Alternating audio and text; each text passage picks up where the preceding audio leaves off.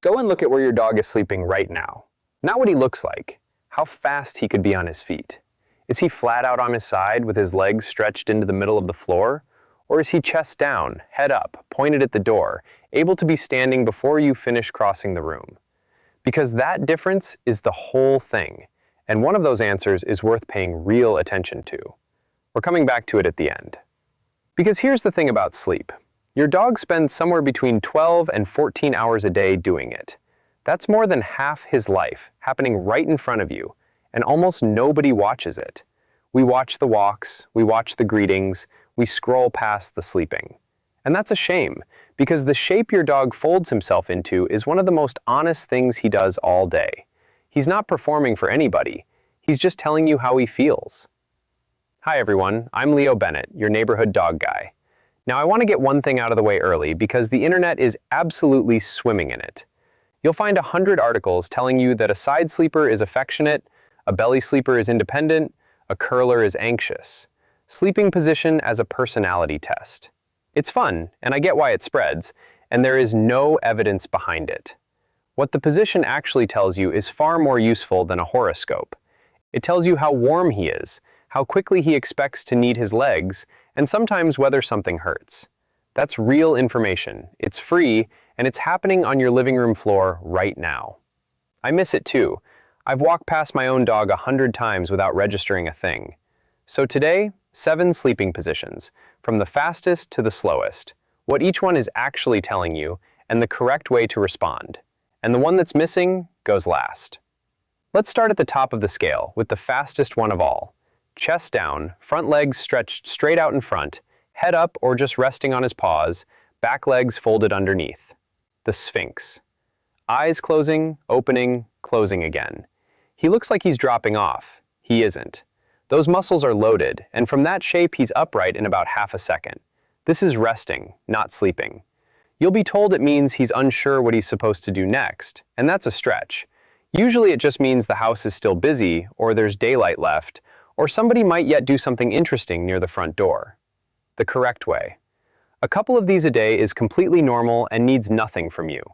What's worth noticing is a dog who spends the entire evening like this and never once tips over onto his side. That's a dog who can't stand down, and the fix is almost never more exercise. A tired dog who's still on alert is just a tired dog who's still on alert. What helps is predictability, a spot that's genuinely his, out of the walkway, at a time of day when the house has stopped moving. Rest is a skill, and plenty of dogs are honestly quite bad at it until somebody sets the conditions up for them. Next notch down the scale. Belly on the floor, spine curved round, nose tucked in near the tail, paws underneath him. Some people call this the snowball. From here, he's up in about a second, so he's still fairly high on our speedometer, but he's genuinely asleep. And the story that gets attached to it is that he's feeling insecure and needs protecting. Mostly he's cold. That shape shrinks his surface area, which keeps heat in, and it happens to tuck the belly and throat into the middle where nothing can reach them.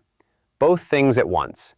It's the default sleeping shape of wild canids everywhere, and you'll see far more of it in November than in July, and more in a greyhound than a malamute.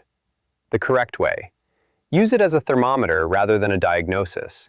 If he's curling up tight in the middle of August, your air conditioning has won, and a thin-coated or elderly dog would genuinely like a blanket.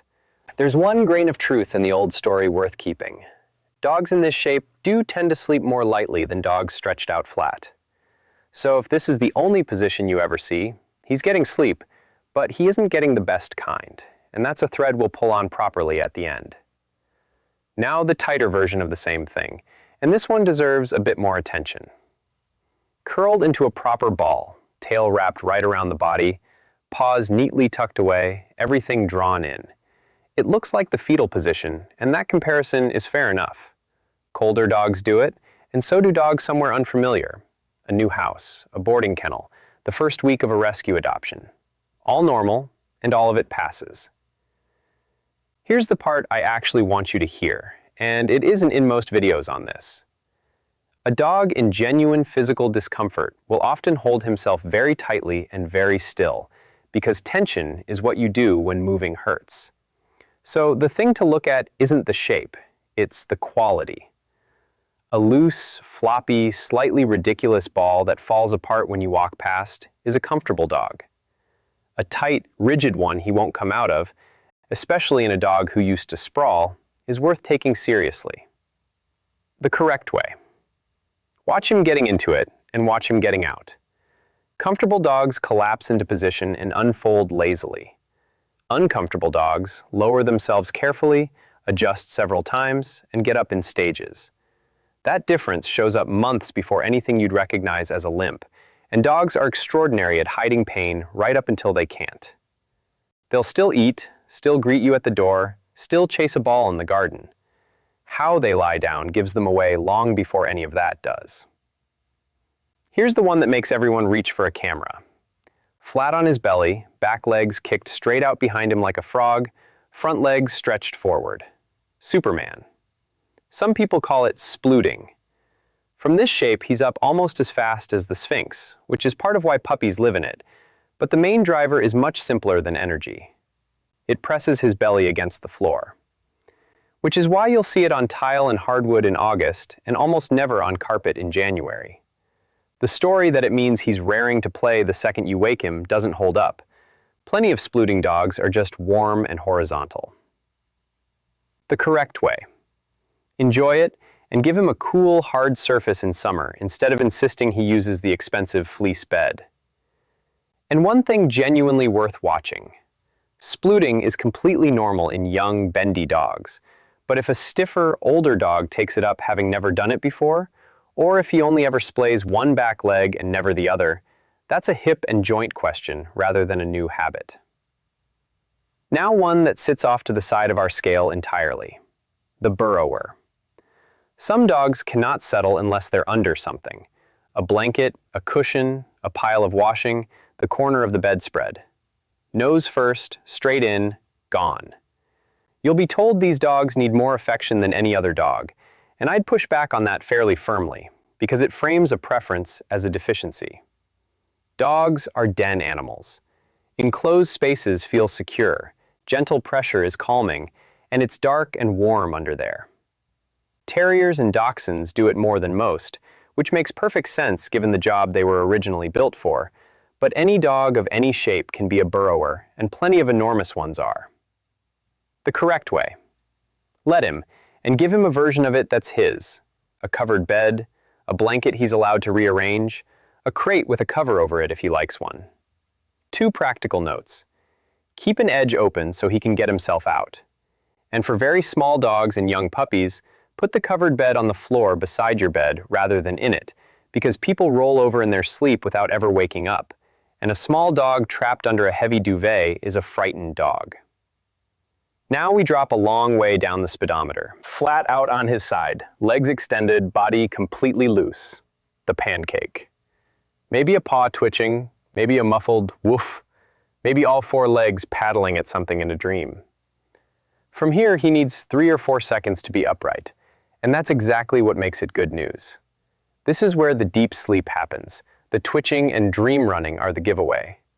It's the shape that actually restores a dog. The bit the internet gets wrong is calling it evidence of a strong bond. A nervous, timid dog will sprawl like this too, once the room feels safe enough. It's not a personality trait, it's a verdict on the environment. The correct way. Protect it fiercely. Don't wake him for a cuddle, don't call him over, don't let the kids climb on him mid-dream. Interrupted sleep builds up as real debt in dogs, exactly the way it does in us. And an under-rested dog is a snappier, more reactive, far harder to teach dog. Most people trying to fix a behavior problem would get more out of protecting their dog's sleep for a fortnight than out of any training exercise. If you get nothing else from this video, get this. The dog who dreams on your rug is telling you that you've built him somewhere safe. And here's the bottom of the scale, the slowest position a dog has. On his back. Spine on the floor, belly to the ceiling, front paws folded over his chest, or the deluxe version, all 4 legs sticking straight up at angles that look medically improbable. The dead cockroach. From here, he is going absolutely nowhere in a hurry, and that's the entire message. 2 things are happening. He's dumping heat because the belly is where the coat is thinnest and it's now facing the coolest air in the room, although the claim that those thin patches exist for ventilation is a stretch, since dogs shed heat mainly by panting and the belly is a distant second. And more importantly, he has decided he does not need to be able to move quickly. That's not, "I'm an independent, adaptable dog." That's, "Nothing in this building is a problem." The correct way. Take the compliment, leave him alone, and help him out in warm weather with a cool floor or a fan. And note it if it disappears.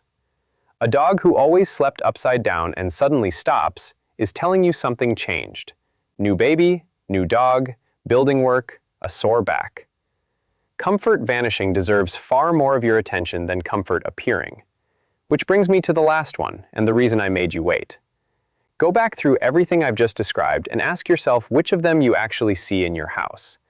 Because the most important reading on this whole scale isn't a position at all, it's an absence. If your dog never sprawls, never rolls over, never dreams, if he only ever does the fast ones, the sphinx and the light curl, always facing the door, always able to be up in a second, then he is never fully switching off, and that is worth knowing. It doesn't make him damaged, and it doesn't mean you've done anything wrong. Real-world example.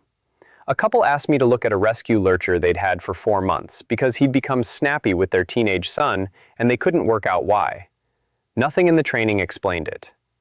What did explain it was that in 4 months, they'd never once seen him lying flat on his side. He slept in the hallway, upright, chest down, facing the front door, and every time somebody moved, he was up.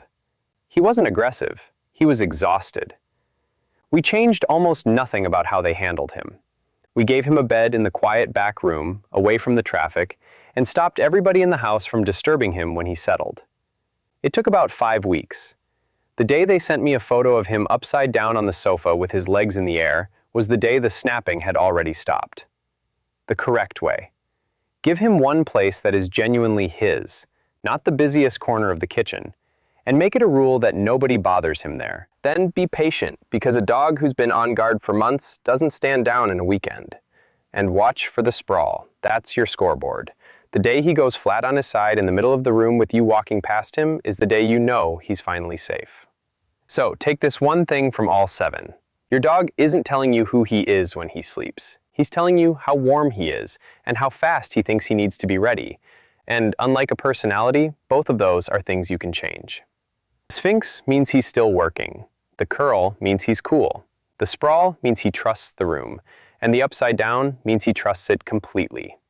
And if you've just spent 20 minutes learning to read a dog lying on a rug, that says something about you as well. So tell me in the comments what your dog does and where he insists on doing it. The sphinx aimed at the front door every evening. The dead cockroach on the sofa he isn't allowed on. Nose under a cushion at 7 o'clock sharp. I read every one, and they decide what I make next. Now, go and find yours and time him. Half a second or all 4 legs in the air.